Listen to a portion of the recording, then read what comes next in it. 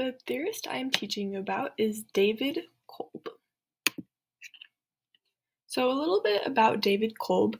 According to Wikipedia, he was born December 12th, 1939, and he is currently 81 years old and still alive today. He earned his BA from Knox College in Galesburg, Illinois, and then he got his PhD in social psychology from Harvard University in Cambridge, Massachusetts. And for his research, he conducted his research in the 1970s with a man named Ron Fry. So the thing David Kolb is most famous for is his theory, the experiential learning cycle. So you may be wondering what the experiential learning cycle is, because if you're like me, you probably haven't really heard much about it before. So essentially, this is a cycle that deals with how we learn. It begins with having a new experience, and it ends with how learners apply their new knowledge to the world around them. So this theory consists of 4 different stages: concrete experience, reflective observation, abstract conceptualization, and active experimentation. Okay, you may be thinking this is a lot of information, and what does all of this mean?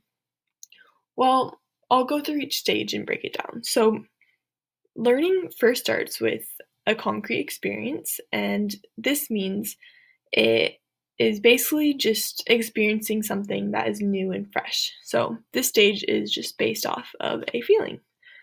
And then we enter the next stage, which is reflective observation.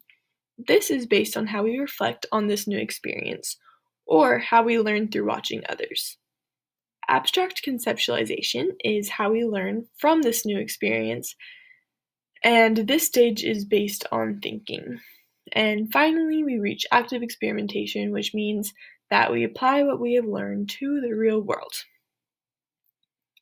Okay, imagine with me here. We're going to think about this in a little bit different way. So, pretend that it's the first week of high school, and you have a biology test that you did not study for once. Okay, so you get your test, and you realize that you do not know the answer to a single question. This is a new experience for you, and so you turn your test in completely blank. Your class is dismissed, and you walk to your next class reflecting on how awful that experience was for you. So you get to thinking, and you realize a very valuable lesson. You flunked this test because you did not study the material. And from that, you learn that maybe studying is not such a bad idea. So the next biology test comes around a month later, and you study this time for a total of 8 hours. And this time when you take the test, you ace it without a problem. So this is another way of thinking about the experiential learning cycle. So when we didn't know the answers on the biology test, and when we were just taking the test, that was our concrete experience. And then when we reflected on how bad the test went, that was the reflection and observations stage. And then when we learned that we should probably study more for the next tests, that would be the abstract conceptualization. And lastly, when we actually studied for 8 hours on the next test and aced it, that would be the last stage, which is active experimentation. So David Kolb also did some research on different learning styles.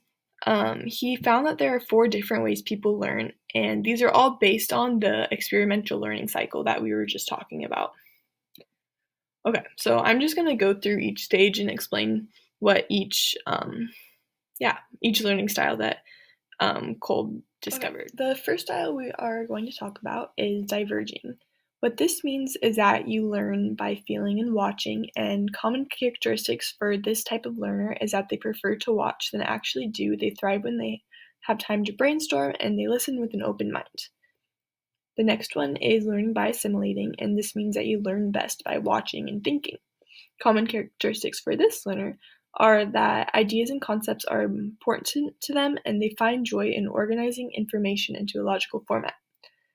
The next one is converging learners, and they learn by doing and thinking, and this learner likes to solve problems and experiment with new ideas. And lastly, there is the accommodating learner. This person learns by doing and feeling, and this person enjoys hands-on learning. They rely on intuition rather than logic, and they are attracted to new challenges. It's really fun to just look at each of these closely and think about which learning style you resonate with the most, because I think that that can tell you a lot about how you are as a learner. So the coolest thing about David Kolb is that his work is in fact still relevant to this day. So you may be wondering why would this actually affect me? Well, his theory is all about how humans learn, and we are all learners who are still learning. So knowing how to learn is still really useful to us and can be really important information. His theory will also influence our work as educators if we allow it to. It can influence us by realizing and understanding that each student will have a different learning style and that it is up to us to design our lesson plans in a way that will appeal to all students' learning. A big focal point of this theory is that learning comes from experience. So, in a classroom, it is really important that we give our students the appropriate amount of time and the opportunities to experience new things, and then give them the time and an opportunity to reflect on the experience, to learn from it, and so that way they will apply what is being taught to them in real life. My closing thought is this, that essentially David Kolb believed that there is a very specific way that we learn, and he believed that learning is a process whereby knowledge is created through transformation of experience.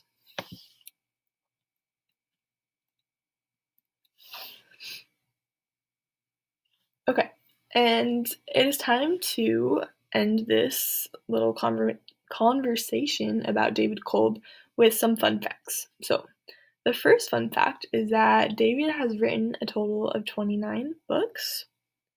The second fun fact is that David created his own research company based off of his own theory, experiential learning, which is super cool. And number 3, he is currently a professor of organizational behavior. He teaches at a college that is called Case Western Reserve University, which is in Ohio. So this is the end of my presentation. I hope that from this you learned what experiential learning is and what some of these different learning styles are that go along with it. And lastly, I hope that this has inspired you to apply this theorist ideas to your own